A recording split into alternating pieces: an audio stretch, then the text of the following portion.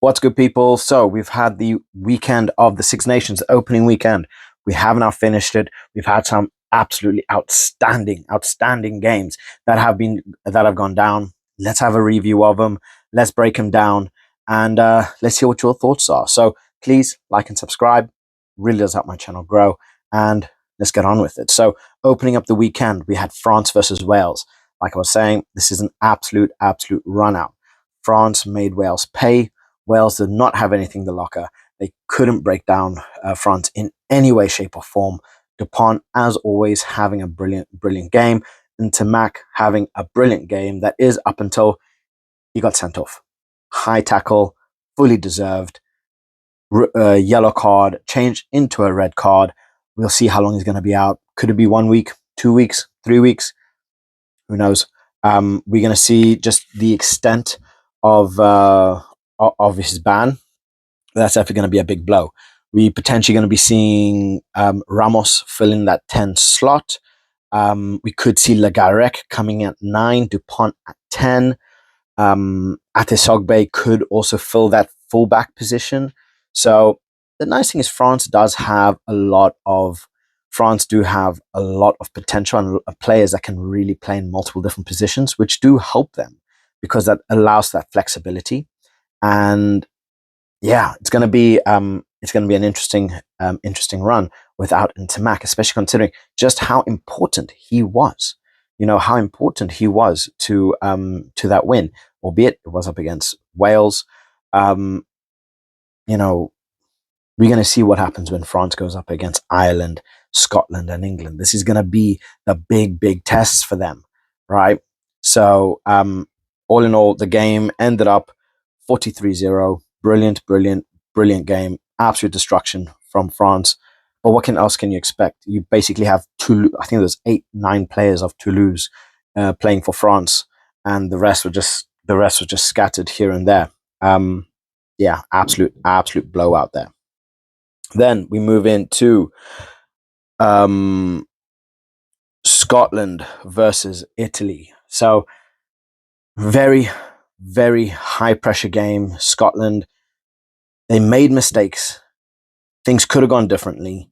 I think it was 1919. You're thinking, okay, Scotland, they get a penalty. They're going to run, they're going to kick for points. They want to get those points ahead. What do? They kick to the corner, gets turnover, and boom. So they were making stupid mistakes, which could have ended badly. Thankfully, it ended well. They pushed through. They kept Italy out. Obviously, Italy did manage to get a try, but that was through an interception from a Finn Russell pass. But look, it happens. Italy, they played they worked in their kicking. Their kicking was good.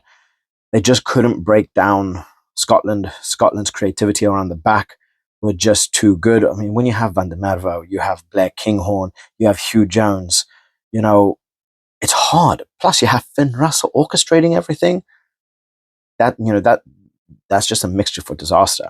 So Scotland were just too strong. That game finished 31-19, rightfully so. But Italy put in a good showing. They are not to be messed with.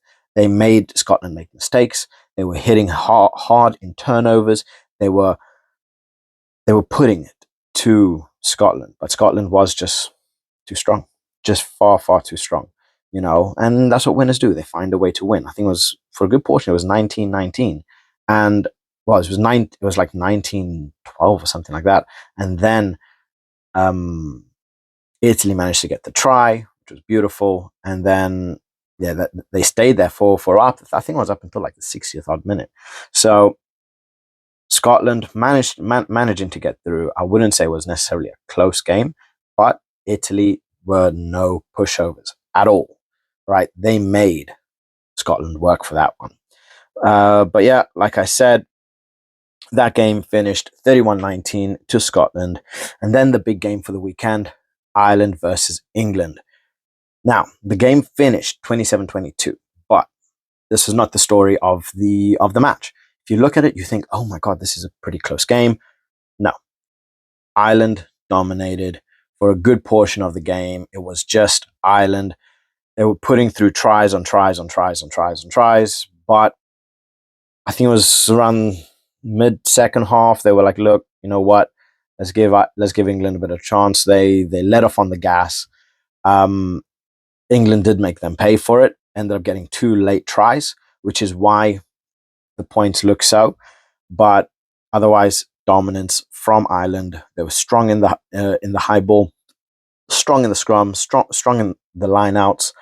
Um, they had some beautiful, beautiful performances. I think Sam Prendergast had a pretty good game. Ended up coming off for Crowley.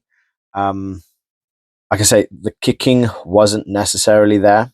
They could have been done better on the conversions, because you look at the tries. Crowley was the only player that came on and ended up converting.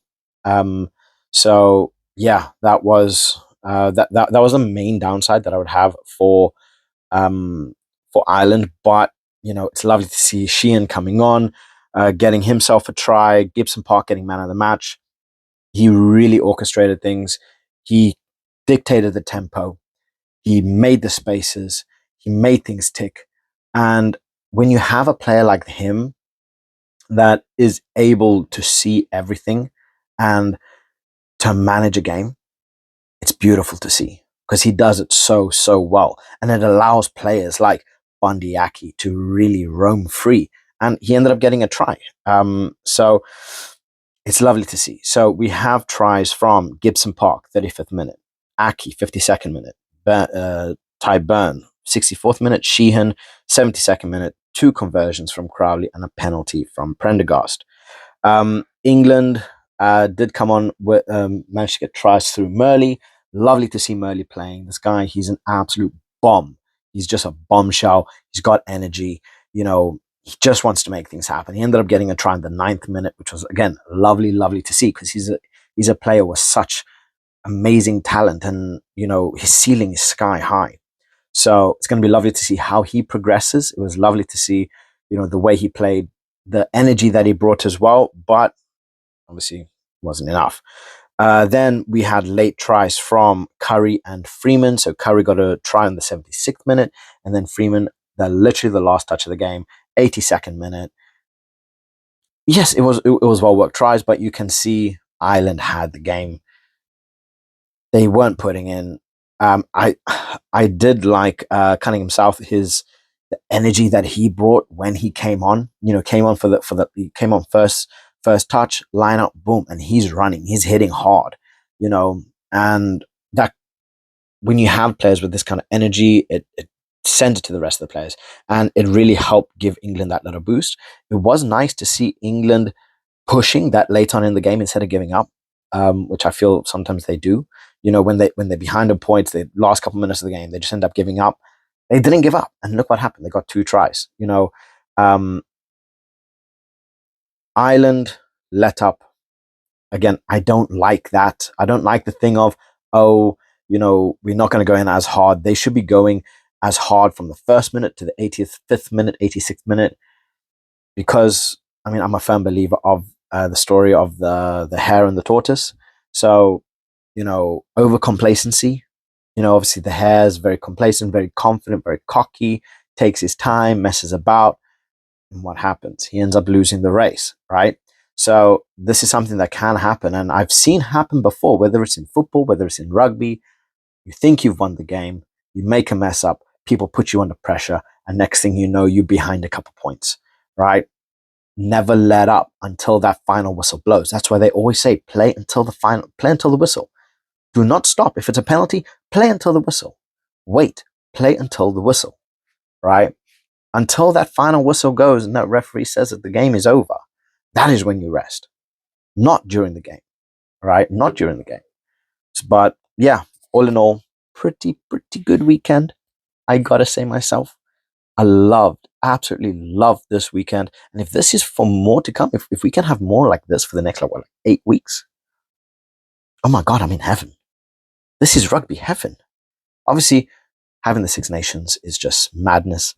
I would hate to see rugby, especially the Six Nations, go behind a paywall, right? I want to hear what you guys' thoughts are in relation to this paywall, and if TNT Sports end up getting the coverage on it, because that would be shit. I would hate that. I would absolutely, absolutely hate that.